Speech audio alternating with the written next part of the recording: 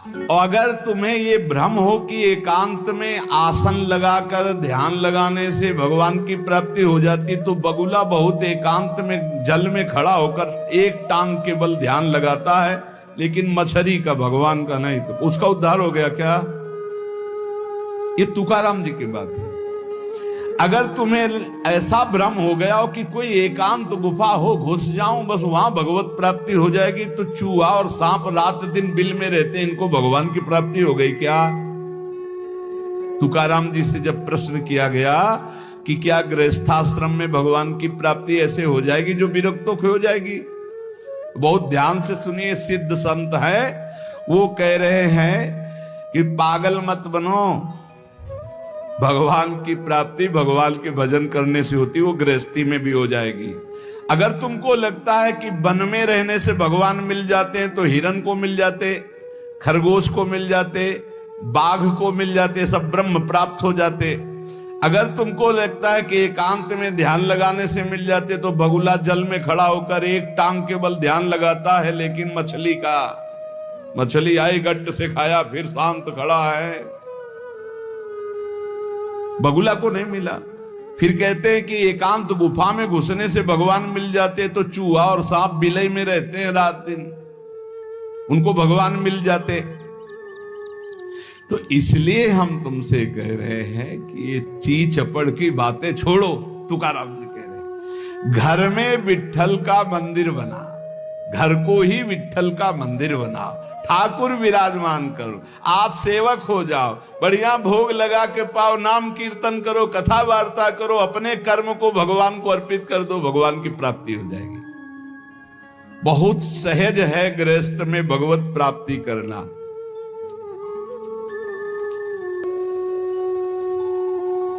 हम तुमसे पूछते हैं, जो लोग सोचते हैं अन्न नहीं खाएंगे तो भगवान की प्राप्ति हो जाएगी, तो कितने ऐसे जीव हैं हमारी प्रकृति में? तुकाराम जी कह रहे हैं ये बड़े महापुरुष हैं, किसी के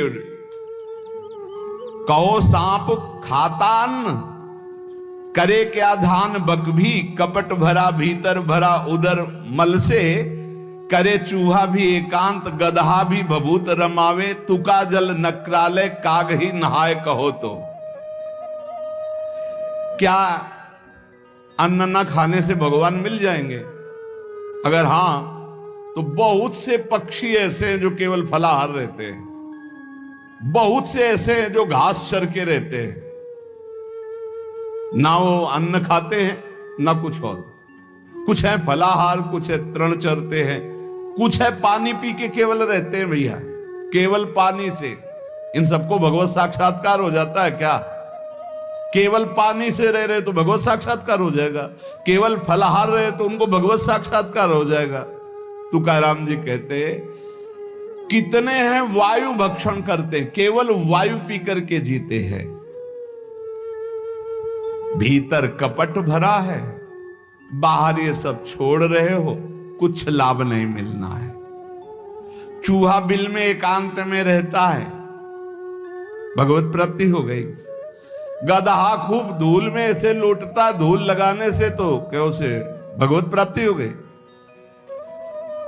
महापुरुष है। जल में घड़ियाल रहता है, भगवत प्राप्ति हो गई। कौआ भी जाके गंगा स्नान करता है, जल स्नान, भगवत प्राप्ति हो गई। भैया जब तक भजन नहीं तब तक भगवत प्राप्ति नहीं, बाहरी क्रियाओं से। तुकाराम जी कह रहे हैं, तुम्हारे हृदय में बुराई भरी हुई है और बाहर से साधु का भेष बनाए हो तो तुम्हें भगवत प्राप्ति हो जाएगी। अरे चाहे वायु भक्षण करो, चाहे तुम ध्यान का नाटक करो, चाहे एकांतवास करो, चाहे भस्म लेपन करो, चाहे जल में खड़े हो जाओ, चाहे जितना अनुष्ठान करो, जब तक भजन नहीं करोगे भगवान का, तुम्हारी बुद्धि निर्मल होने वाली नहीं। बाहरी क्रियाओं से कोई लाभ नहीं। तुकाराम जी कह रहे हैं, भक्ति मुक्ति दिलाने वाली है समस्त भव बंधनों से। रात दिन अपने प्रभु का नाम जप कर रहे, चिंतन कर रहे। एक गृहस्थ आए थे, बहुत अच्छी स्थिति,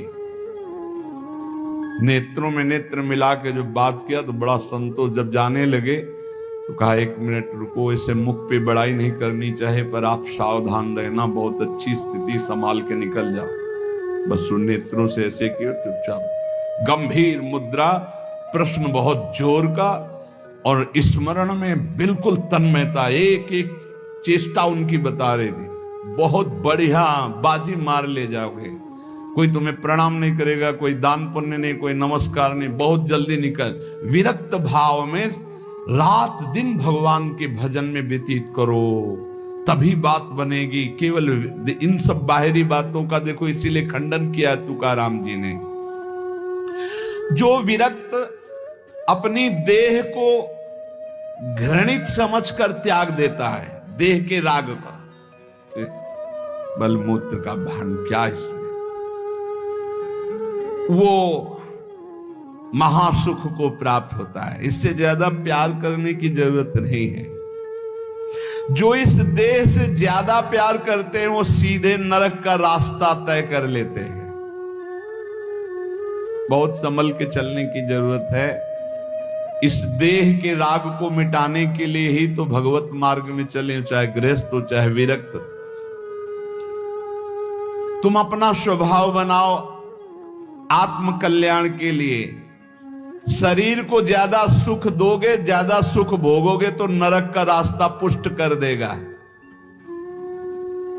और शरीर का त्याग भी नहीं करना है कि मतलब, क्योंकि शरीर के बिना भजन नहीं होगा, शरीर के बिना साधना नहीं होगी। तो उचित खिलाओ पिलाओ, उचित विश्राम और खूब भजन और सतमार्ग की चेष्टाओं की। इसको इतना भजन कराओ कि इसका भाव ही नष्ट हो जाए कि मैं शरीर हूं। तुकाराम जी कहते इसमें संदेह नहीं। वैराग्य की बातें करने से वैरागी नहीं हो जाता। जब सुंदर सुंदर भोग, सुंदर सुंदर रूपवान भोग शरीर के सामने उपस्थित और भोगने की इच्छा ना हो, उसका नाम वैराग्य है। बातें करने वाले वैराग्य की तो करते रहते हो, जब सामने प्रश्न आता है तो उत्तर नहीं दे पाते, अर्थात भोग आता है तो उन्हीं में लिप्त हो जाते, उन्हें वैरागी नहीं कहते। इसीलिए हम कह रहे हैं कि अपने मुख से नाम नाम नाम, निरंतर नाम जप करो। यदि मुख नहीं नाम जप रहा तो ये जिह्वा टुकड़ा है मांस का, और मुख जो है मांस का एक कुंड मात्र है। नाम जप करो, सदगुरु प्रदत्त नाम जप करो। तुका कह रहा है सदगुरु की महिमा। सदगुरु कोई मनुष्य नहीं है। चितनासी न लगे बेल काही, तया न लगे मूल, वाचे सदा सर्वकाल राम कृष्ण हरि गोविंद। गुरुदेव ने जो नाम दिया है वो कोई मनुष्य नहीं, वो साक्षात राम कृष्ण हरि ही है। बंदो गुरुपद कंज कृपा सिंधु नर रूप हरि। उन्होंने चिंतन के लिए तुम्हें जो दिया है, सारा समय उस चिंतन में लगा दो।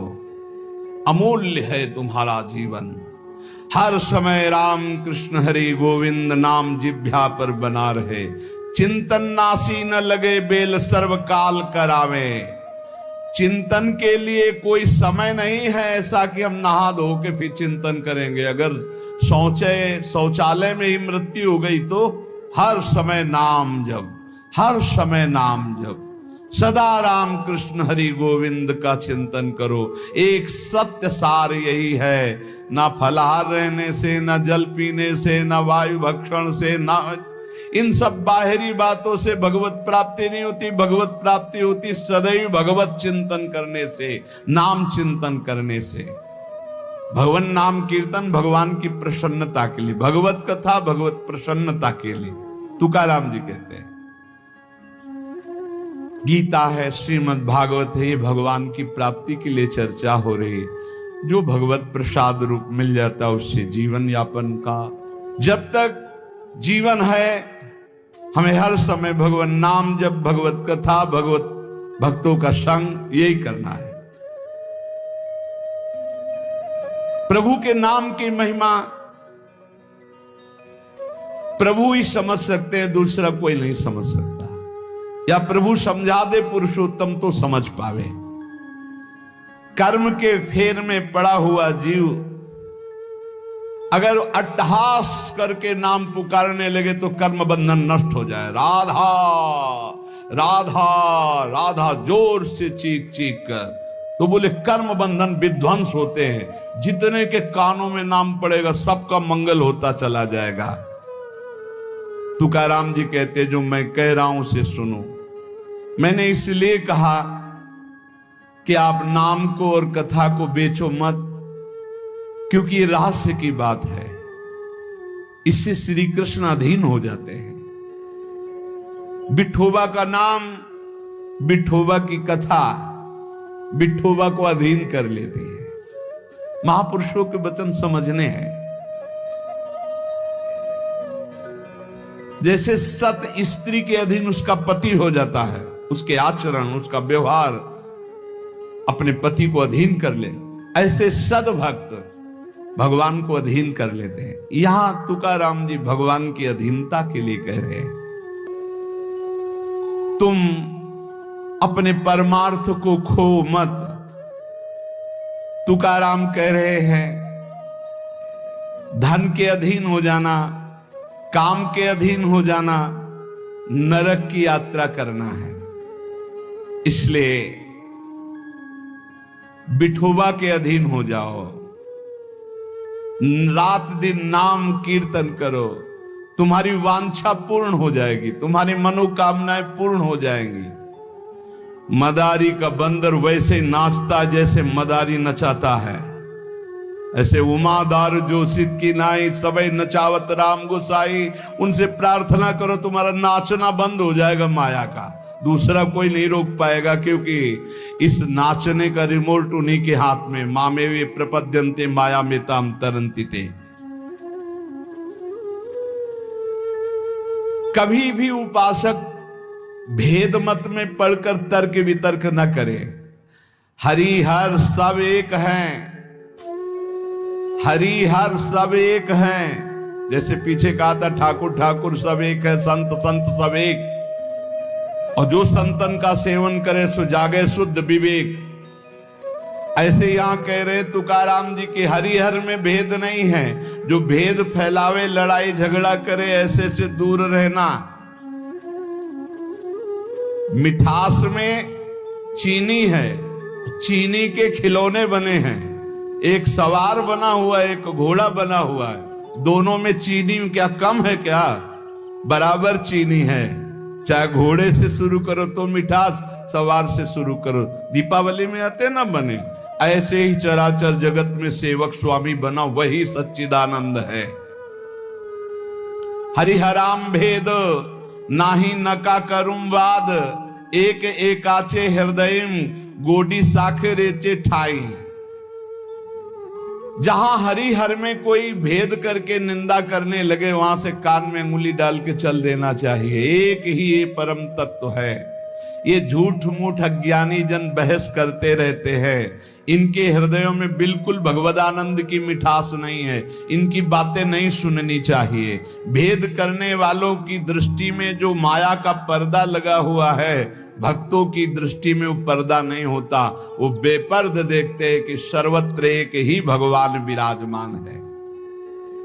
जो सर्वत्र एक ही भगवान विराजमान ऐसा मान लेते हैं, उनके आगे पीछे दाएं बाएं भगवान की रक्षा शुरू हो जाती है। ध्यान रखना। जो सर्वत्र अपने भगवान को देखते कि सब रूपों में मेरा ही भगवान है, तो कह रहे देवु उभा मांगे पुंडे उगवी कोंडे संकटा।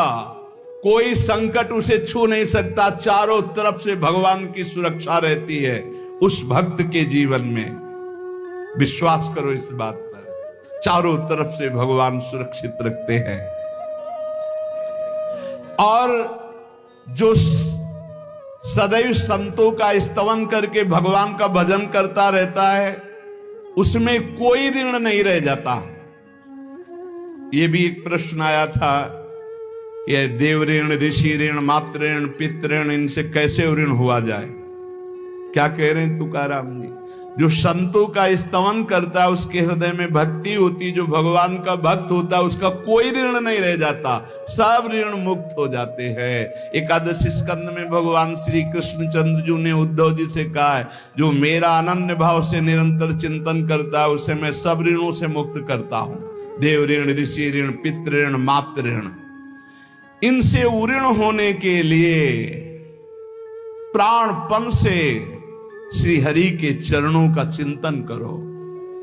जैसे जैसे कोई भगवान का ध्यान करता है तो भगवान का प्रभाव उसमें उतरने लगता है, चाहे वो सगुण चाहे निर्गुण, जैसा चाहे वैसा साक्षात्कार कर लेता है। ये बहुत बड़े महापुरुष के वचन हैं, बहुत ध्यान से सुनो, पकड़ो।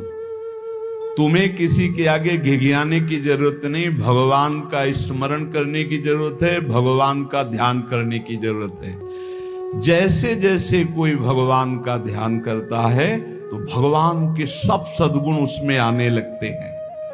चाहे वो सगुण साक्षात्कार करना चाहे या निर्गुण साक्षात्कार, उसमें योग्यता आ जाती है। ज्ञाने विठ्ठल ब्रह्मो नवे त्वाचे बोलो नाई कावे। महाराष्ट्र भाषा में कहते हैं, मेरे तो सर्वस्व ब्रह्म विठ्ठल भगवान है। तुकाराम जी कह रहे हैं, अब मुझे किसी की बात सुनने की जरूरत नहीं है कि ब्रह्म कौन है, मेरे तो विठ्ठल ब्रह्म है।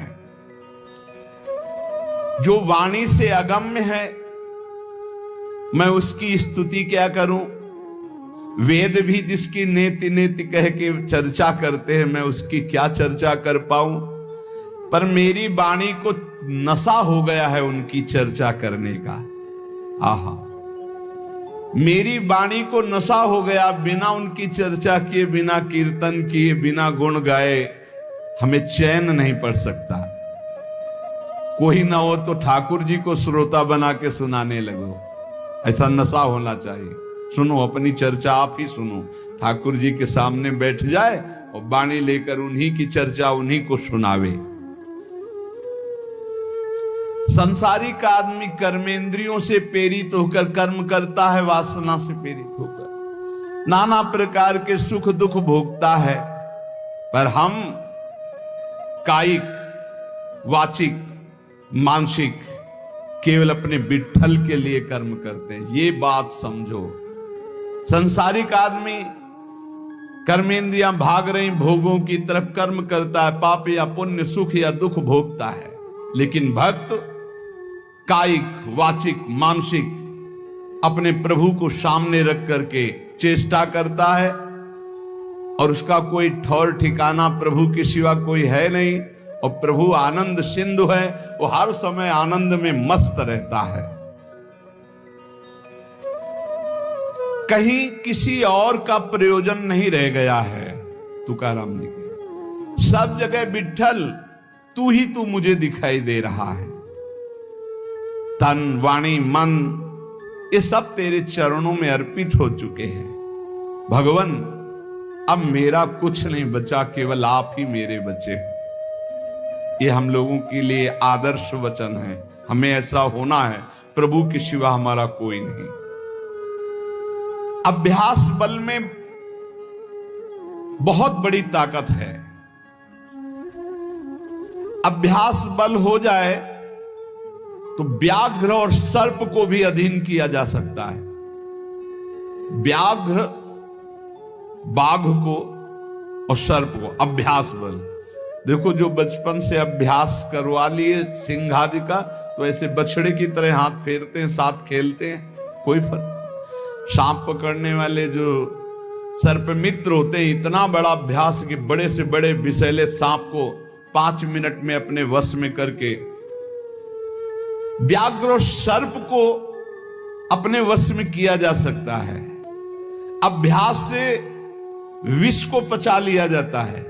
जब उड़िया बाबा ने सुना कि एक महात्मा 10 ग्राम संख्या जहर रोज खाते हैं, तो इसमें तो 10 आदमी मर जाए, ऐसा हो ही नहीं सकता। तो उन्होंने कहा महात्मा है तो उनका पता बताइए, मैं जाऊंगा। उड़िया बाबा वहां गए, महात्मा से कहा आप 10 ग्राम संख्या जहर रोज खाते हैं? उनका हाँ। बोले मैं देखना चाहता हूं, क्योंकि विश्वास नहीं होता, 10 ग्राम में तो 10 लोग मर जाएंगे। शाम के 4 बजे उन्होंने डाला सिलबट्टा में 10 ग्राम तौल करके जहर, संख्या जहर, जैसे धतूरा होता है ऐसे संख्या, उसे पीसा और पीस करके पूरा धोकर खप्पर में डाला और बस पी गए। महात्मा आए तो आश्चर्य की बात है। बोले तो रोज हम पीते हैं। तो बोले 10 ग्राम कैसे? तो बोले अभ्यास, पहले दिन एक बीज लिया था, ऐसे घस के चाटा, नशाया, कई दिन उसी बीज को घसकर चाटते रहे, फिर एक बीज, फिर धीरे धीरे आज 10 ग्राम पचा लिया। तुकाराम जी कह रहे हैं अभ्यास का बल करे तो व्याघ्र और सर्प को वश में कर ले। तो मन को वश में नहीं किया जा सकता, इंद्रियों को वश में नहीं किया जा सकता, अभ्यास से किया जा सकता है। अभ्यास योग युक्त ने चेतसा नान्यगामिना, अभ्यास से हम विष को पचा सकते हैं। अगर हम रोज भगवत कृपा से अपमान को पचाना सीख जाएं तो बड़े से बड़े अपमान को भी, निंदा को भी मुस्कुराते हुए सह सकते हैं। अभ्यास से वेदों का अर्थ समझ लिया जाता है। वेद पाठ का अभ्यास करो, धीरे धीरे वेद अर्थ समझा दो। इसलिए कुछ दुष्कर नहीं है, तुम अभ्यास में आओ। मेरा भजन में मन नहीं लगता, अभ्यास करो। अभ्यास में तुम जितना आगे बढ़ोगे उतने ही उच्च अवस्था को प्राप्त हो जाओगे। अभ्यास में बहुत बड़ी दम है। अभ्यास, एक एक कदम बढ़ाते चले जाओ। अभ्यास, एक एक इंद्रियों पर विजय प्राप्त करते चले जाओ। अभ्यास असाध्य को भी साध्य कर दे। इसका कारण तुका कहता है कि अभ्यास भजन का कर लो तो आप सिद्ध हो जाओगे। अभ्यास से सब कुछ हो जाता है।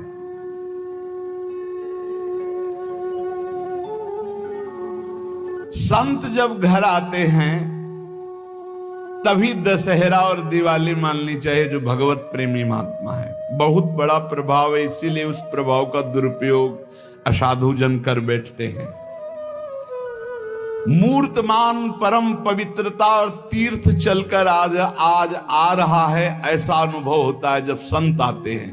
आज ही दिवाली दशहरा श्री साधु संत आले घरा, तुकाराम जी के आज ही हमारी दिवाली और दशहरा हो गया, क्योंकि भगवत प्रेमी महात्मा हमारे घर पधारे या भगवत प्रेमी महात्मा का सानिध्य मिला।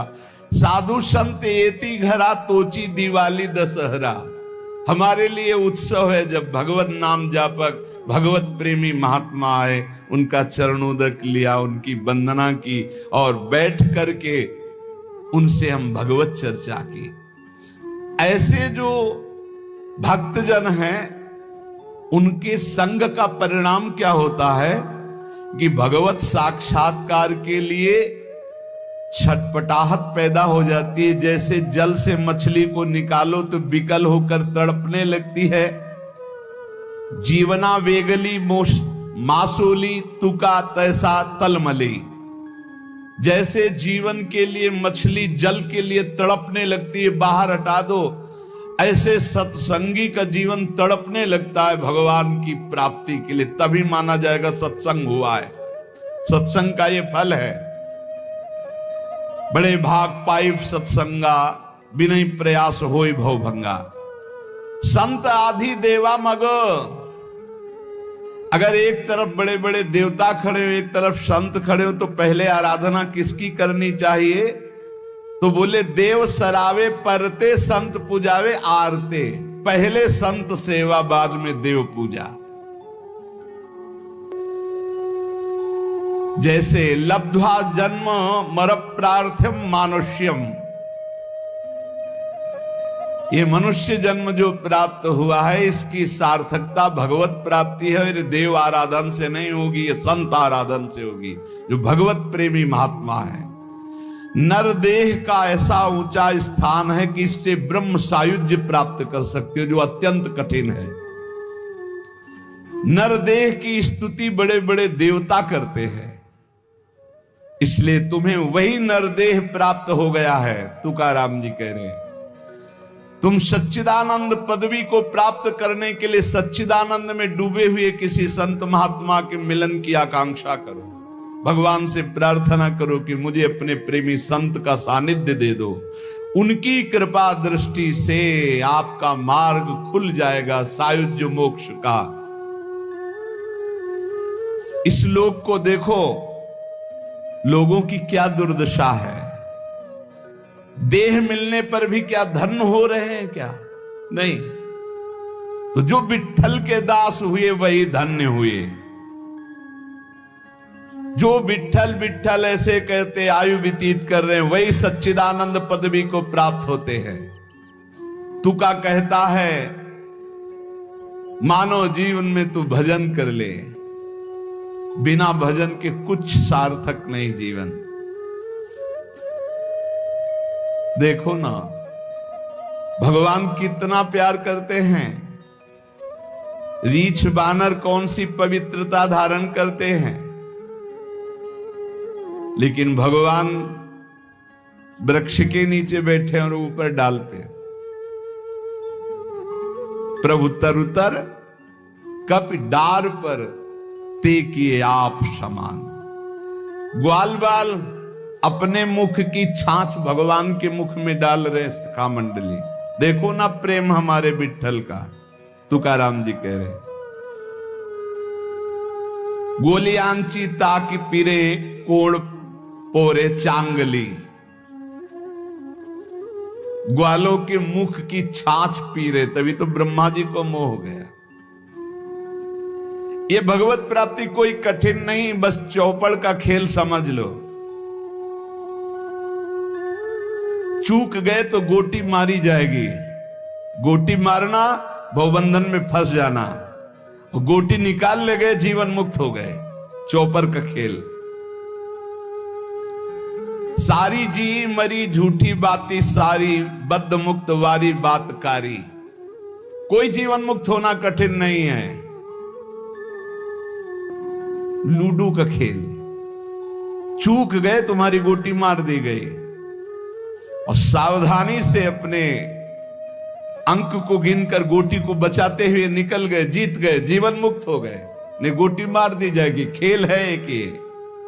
सारी वही गोटी, सारी मारी गई, सब झूठा हो गया, खेल बेकार हो गया, हार गए।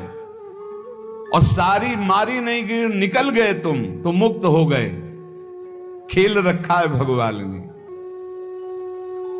तुकाराम जी से पूछा गया क्या गृहस्थाश्रम में जैसे विरक्त को भगवान मिल जाते हैं ऐसे मिल जाएंगे? तो उन्होंने कहा पागल बनने की जरूरत नहीं है। ये बात दिमाग में बैठालने की जरूरत नहीं कि बन बन भागने से ही भगवान मिलते हैं। अपने लोगों के भाग्य में ये मार्ग लिखा था, पर हम आज भी अनुभव करके ही कहते हैं। जो आज दुर्दशा देख रहे हैं, उस दुर्दशा से हम कह रहे हैं कि घर में रहकर धर्म पूर्वक आचरण करते हुए भजन करने से बहुत लाभ मिलेगा। विरक्त मार्ग बहुत ही मतलब आग पे चलने का मार्ग है, खिलवाड़ नहीं है। आप ये समझ लो, खिलवाड़ नहीं। सफीपुर एक गंगा किनारे स्थान है, तो वयोवृद्ध महात्मा सन्यासी रहते थे। तो उनके घर के कुछ लोग गुड़ और ये सामग्री लेके गए। तो उनका गंगा जी में डाल दो या किसी और को दे देना। नहीं, मुझे आपका एक भी अन्न का टुकड़ा नहीं, मैं विरक्त हूं, आपका सेवन नहीं कर सकता। और आप यहां से कुछ एक भी टुकड़ा लेने की सोचना मत। आप ऐसे खरे स्वभाव वाले संतों को देखा कि अपने विरक्त मार्ग के पंथ के जो नियम हैं वो बड़े कट्टर भाव से निर्वाह करने हैं। आज समझे में नहीं आता, हमसे चूक हो जाती है। तो जो हमें विरक्त मार्ग से चलकर लाभ मिलना था वो नहीं मिल पाता। श्री तुकाराम जी कह रहे हैं वन में यदि भगवान होते तो हिरण को भगवान मिल जाते। तुकाराम जी की वाणी है, खरगोश को मिल जाते, बाघ को मिल जाते, ये सब भगवत प्राप्त हो जाते। देखो, जब आनंद मिलेगा तब मन पंगु हो जाएगा। जैसे भौरे में बहुत बड़ी ताकत है कि चाहे जितना मजबूत काठ हो, वो बड़े मौज से खेलते खेलते उसमें छेद कर देगा। जब कमल की पराग वृत्ति में वो पहुंचता है तो थोड़ा सा भी पराग को धक्का न लगे, शांत होकर बैठ जाता है, चाहे जीवन खोना पड़े वो कमल की पंखुड़ी को नहीं काटता।